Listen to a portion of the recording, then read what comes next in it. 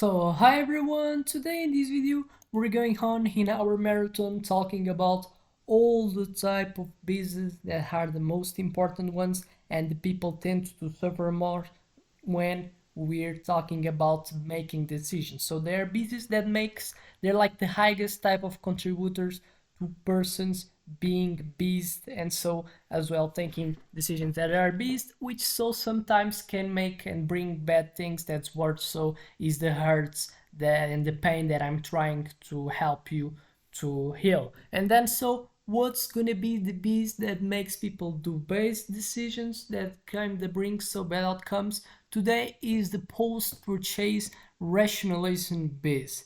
And how you gonna understand if you suffer with that? What's the simplest way? Is probably by kind of answering of that specific question that I'm gonna do today.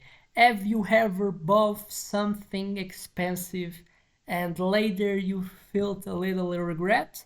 But instead of admitting it was a bad decision, you convinced yourself it was totally worth it.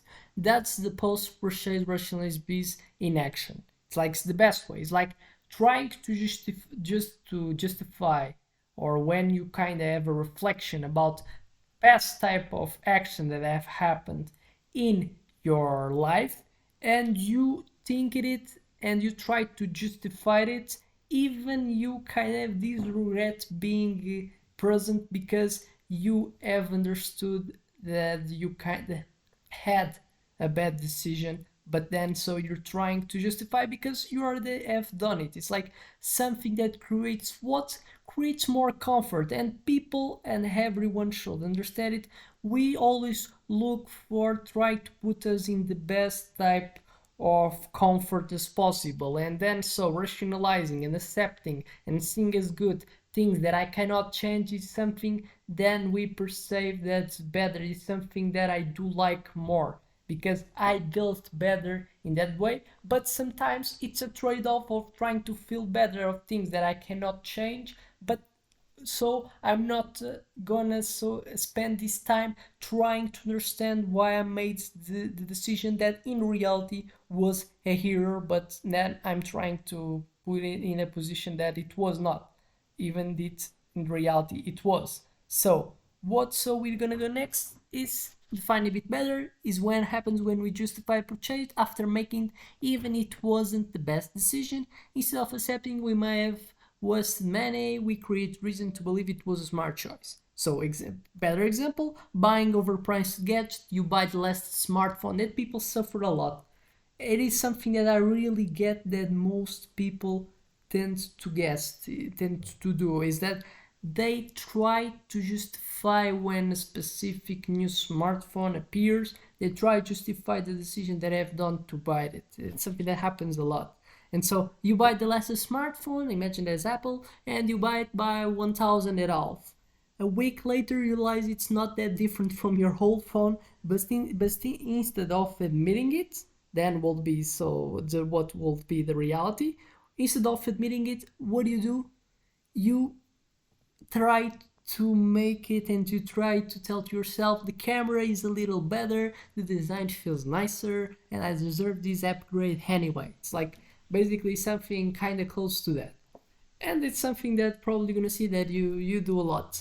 So example 2, we have expensive clothing or luxury items. It's mainly with this type of thing that reality didn't aggregate value, but in the moment I had the time to spend it, and then so I spent. But then probably I'm gonna say that is a bit more luxury type of item, not aggregates in reality something new, but probably just because we had the feeling that we will perceive as a bit better for other ones, and so I will like to do it just to make different, or any other type of thing that you would like. That the ratio, the trade-off of money that you've spent and aggregate value that comes is negative. Is basing that.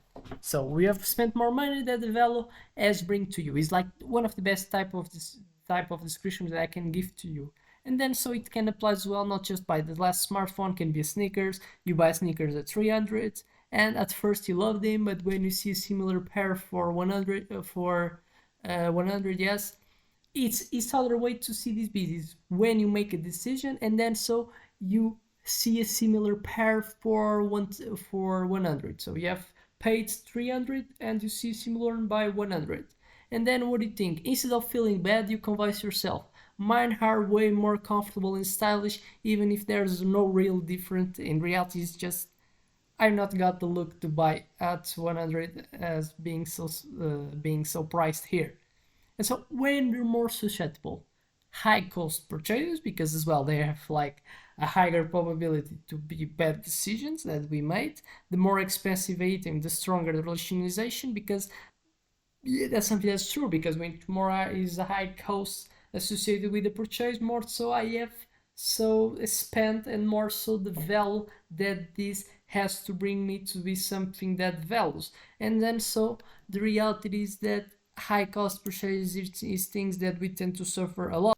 So it's reality is that high cost purchase is like one of the most important ones, things that most kind of creates probability to suffer. So with this base impulsive buys as well, that's like one of the best ones, because what makes we regret the decision, probably not having enough information to perceive the reality of how much value is going to bring so a decision. And so uh, basically when we're more and when we suffer with higher probability to not so be not having so a good rationalization prior to do the decision. That's good rationalization that make us to understand if a decision is good or not. If you don't have the time, so what happens, it's a trade-off between not having this reasoning that is more calm, is a bit more in terms of quality is better, is a trade-off, and preferring and doing so a more shortcuts that are so tend to be the impulsive ones. And then so we have a higher probability to regret and being and understand that's a bad decision if you look it in hindsight in the future for so the moment of the buy. And so impulsive buys, when you don't think a purchase through, we later justify it to avoid regret. And so as one other things that people that tend to do these buys, they tend to suffer with. Social influence as well, that's a lot. If others question our purchase, we defend it even more. And that's something that I tend to look a lot. That's when so we have this interaction, and I've kind of exposed to other ones that I've done action that I have so done the decision, and people say, "Who buy that much?"